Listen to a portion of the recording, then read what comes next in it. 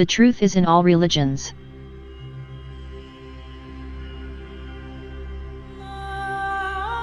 Everyone is God.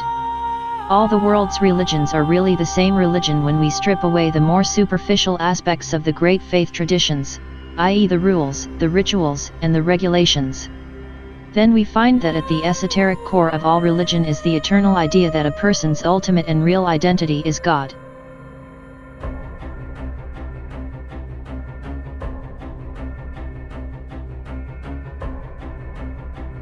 In this section we show that the idea that a person's real identity is ultimately God lies at the heart of all world religion.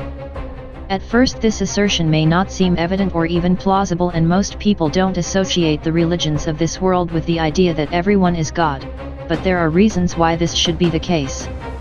It will be shown how the idea that everyone is God has either been kept secret from most of the adherents of a religion or else becomes actively denied and made heresy, though it is the truth that gave rise to the religion in the first place. It will be demonstrated that the unbelievable and inescapable truth that everyone is God is also the original and founding truth behind the world's great faith traditions.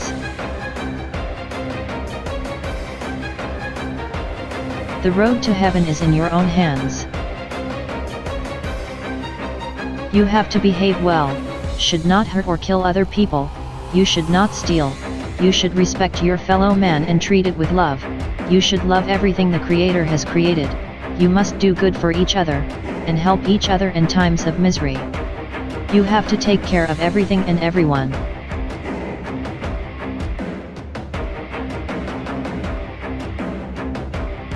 There is life after death. Muslims believe that God will judge your life on the last day. You go to heaven or to hell. That depends on how you lived.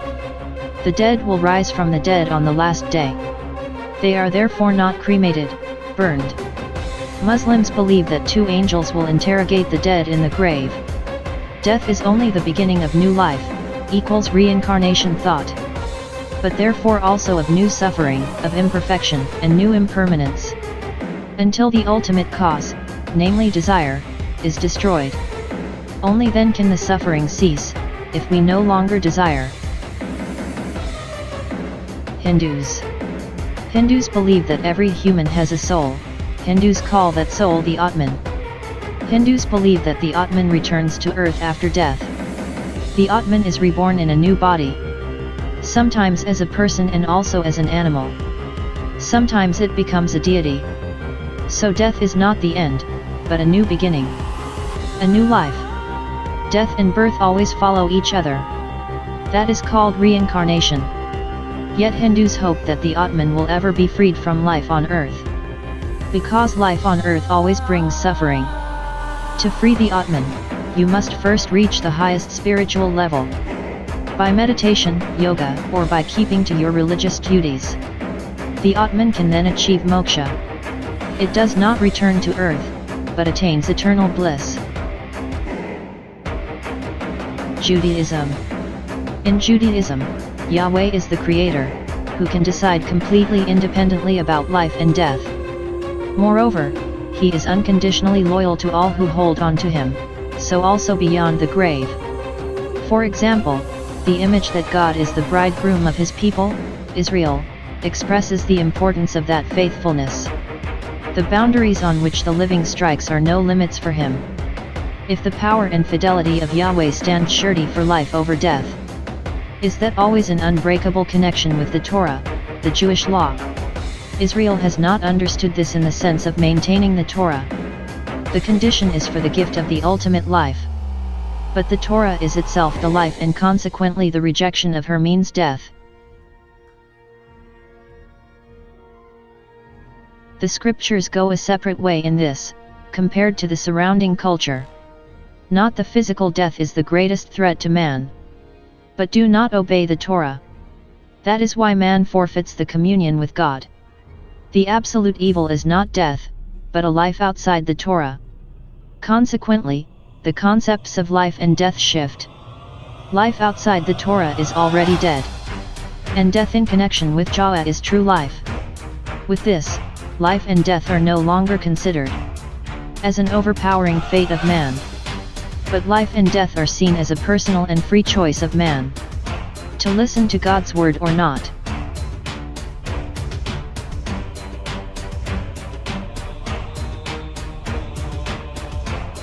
Taoism.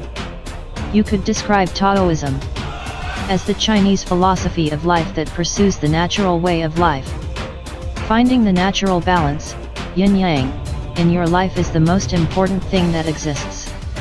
And strangely enough, according to them, you find that by doing nothing, all efforts to become someone, to get there in life, usually go against the natural course of events. It comes down to going along in the natural flow of events. After all, nothing ever stays the same. There is such a thing as the lay or the skelt in Ghent. But strictly speaking, you cannot see the same water for 2 days, not even a few minutes. So not the same river. In this way, reality is constantly changing. Finding your natural flow is actually sufficient to be completely happy, and to find your eternity in merging with nature in the present moment. Chuang-Tzu saw death as one of the many, extremely natural transformations that we undergo. Actually also a kind of reincarnation, but different than with Buddhists and Hindus. As a human being we are afraid to die. But perhaps we think very differently when we are dead. He says, "How do I know that love for life is no illusion? How do I know that I am not in my aversion to death? As the man who left his parental home in his youth, and now forgotten how he could go back?"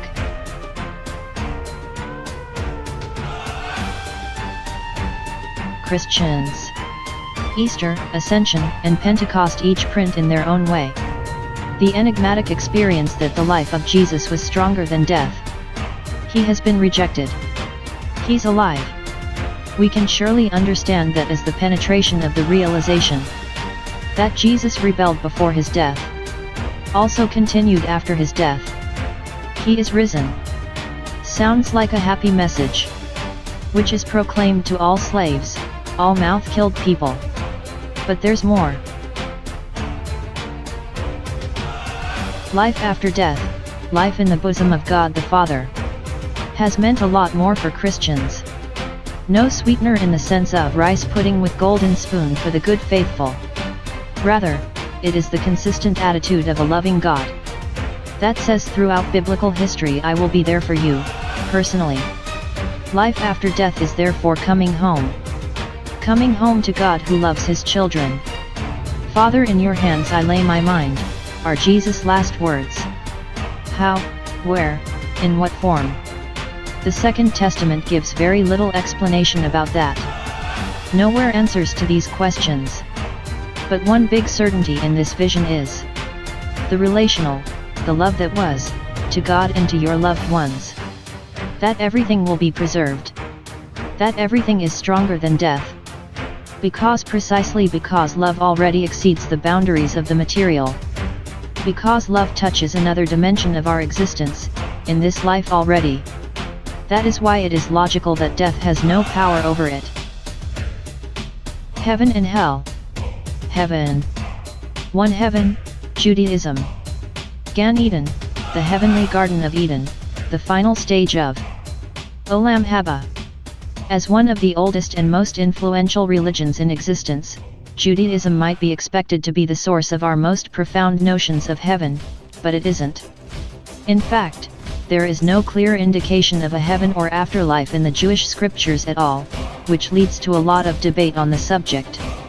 Two typical positions are those of the Pharisees, who believed that there was an implied notion of an afterlife, and the Sadducees, who pointed out that there was no biblical evidence of such. Over the millennia, Jews have come to believe in various versions of heaven, some of which occur after the Messiah comes and involve the righteous dead coming back to life. Still, overall, Judaism is more concerned with life in the here and now. 2. Paradise, Zoroastrianism. It was the ancient Persians who gave us the word paradise, which means a walled garden or park, and Zoroastrianism in particular gave us notions of the afterlife that were adopted and/or adapted by the Jews, Christians, and Muslims. Zoroastrianism is also interesting because, unlike other religions, it claims that everyone will eventually get into heaven, though it might take a while. The paradise of Zoroastrianism is attained the fourth day after death by crossing the bridge of the separator, which widens when the righteous approach it. See the next section for what happens to the wicked. The righteous soul crosses the bridge and is met by a beautiful maiden who is the physical and feminine embodiment of all his good works on earth. He is then escorted into the house of song to await the last day. On this day, everyone will be purified and live in a new world absent of evil and full of youthful rejoicing.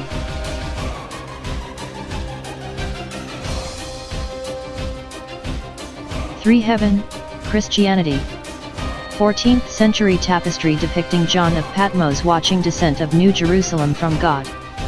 The Christian notion of heaven is one of singing and rejoicing before God in a new heaven and a new earth. It also reflects Christianity's roots in Judaism because this new heaven contains a city called New Jerusalem. There are elaborate descriptions of the city in the book of Revelation. New Jerusalem has a wall and 12 gates, and on each gate is the name of one of the tribes of Israel along with an angel. There are also 12 foundations, one each for the 12 apostles. In fact, we even know the size of the New Jerusalem, 1,400 miles square with a 200-foot wall. The structure itself is made of all kinds of precious stones, some of which have not yet been identified on this earth. There is a river of the water of life, which flows from God's throne, and trees of life line the banks of the river and produce fruit every month. Believers will have God's name written on their foreheads, and all pain, tears, and death will disappear forever. Paradise, Islam. The Islamic version of heaven is a paradise for those whose good works have outweighed the bad as determined by the straight path laid out in the Quran.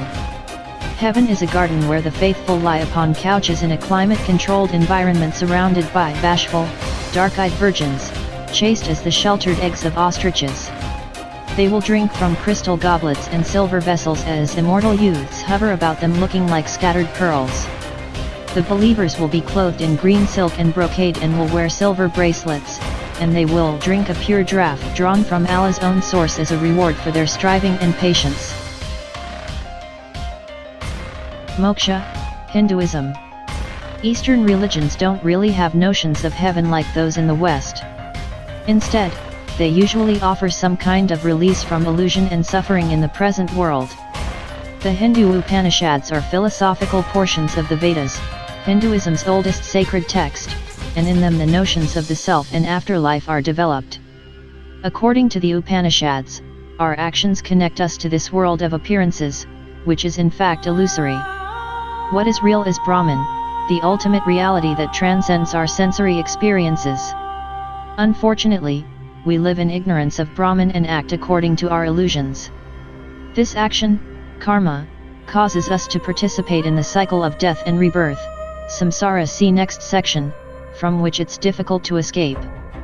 Thus, if you can escape your ignorance and realize that ultimately you are not you but Brahman itself, then you can achieve release from the cycle of death and rebirth. This release is called moksha. Nirvana, Buddhism. One of the Four Noble Truths of the Buddha is that suffering is caused by desire, the desire to have but also the desire to be. Desire is tanha, or a burning that keeps us caught in the web of illusion that is our ego. The Buddha taught that desire is a flame that burns us, causes suffering, and keeps us tied to the cycle of death and rebirth because the flame continues burning into the next life. What we hope for is nirvana, or the extinguishing of that flame, which is also the end of suffering. Hell. Hell, Judaism. Molech. As with their view of heaven, Jews have an ambiguous version of hell. The Hebrew Bible makes little mention of it except as a place where the spirits of the dead reside, Sheol. There is, however, the term Gehinnom, which refers to a valley in which children were reportedly sacrificed to the god Molech. Eventually, this valley became a refuse dump that was constantly burning, which provided a powerful metaphor for a place to send sinners. In later Judaism, Hell is a place of punishment for unbelievers, but according to the rabbinical texts, they will probably stay there for no more than a year. The Chinvat Bridge, Zoroastrianism. Chinvat Bridge. The Bridge of Separation, as it's also known, is the one that all people must walk after they die. For the righteous it broadens and leads to a beautiful maiden, but for the less than righteous, it turns on its side and becomes like a razor. The ancient god Mithra is there with a scale to balance the good and evil deeds done during one's lifetime, and if evil deeds prevail, then the soul is tormented by an old hag before it falls off the bridge into hell. The torments of the evil go well beyond Dante's imagination and focus on punishment directly related to their evil deeds. Zoroastrian hell may be the most horrific of all, and a text called The Vision of Artavirov describes it in all its gory glory. Fortunately, everyone eventually leaves Zoroastrian hell. They are purified and join the righteous in the reign of the god Ahura Mazda.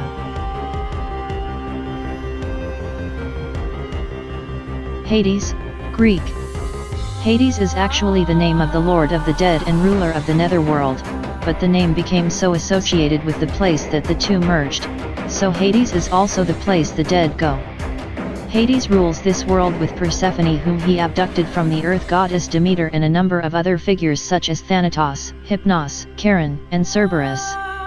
Hades represents the place of eternal punishment for evildoers, where the sinners are put on horrifying display.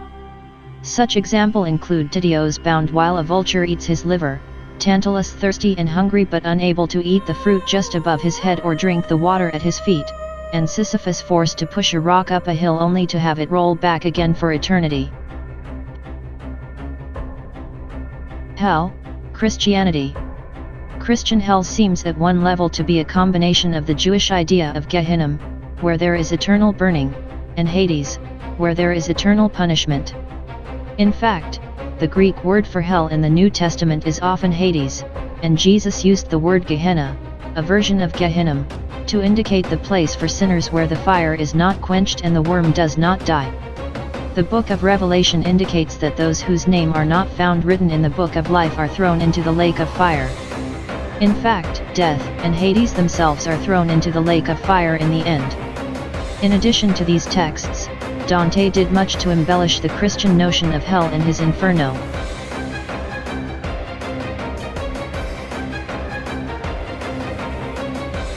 Hell, Islam. The Quran, the sacred text of Islam, usually speak of heaven and hell in the same passage, perhaps in order to provide a dramatic contrast. Hell is often described as an evil resting place and the fire. But fire is just the beginning of the torment in hell, because the fire is like a wall enclosing the wicked, and when they cry out, they are showered with water as hot as molten brass, which scalds their faces. It gets worse. The unbelievers wear garments of fire and are lashed with rods of iron, and if they try to escape, they are dragged back and told to taste the torment of the conflagration. Samsara, Hinduism. Wheel of life. Again, the Eastern religions have a very different notion of the afterlife, although in some sects of Hinduism, Buddhism, and Taoism, there are heavens and hells that are similar to Western ideas of the same. Hindu hell, however, is traditionally a continuation of life on earth called samsara. Samsara is the endless cycle of death and rebirth that is the result of our ignorance of the ultimate reality of the universe. The word means to wander across, as in lifetimes, and samsara is the result of karma or actions taken in this life that will determine the nature of one's rebirth and the caste one is born into. The Bardo, Tibetan Buddhism. One of the most detailed and elaborate depictions of the afterlife is from the Tibetan Buddhist text Bardo the Dal, or the Tibetan Book of the Dead. As the title suggests, the book deals with dying, or, more accurately, with the state of between, and there are many betweens: birth and death, sleeping and waking, walking and trance, and 3 others within the death rebirth between. The Bardo the Dal teaches that after death, the soul exists in the Bardo for 49 days in a between that can lead to nirvana or back into rebirth. One of the factors that influences the soul's ultimate location is the dying itself. A good death tends to push the soul toward enlightenment, while a bad death can move it toward rebirth in the world. Tibetan Buddhists thus spend a lot of time and energy in helping the dying.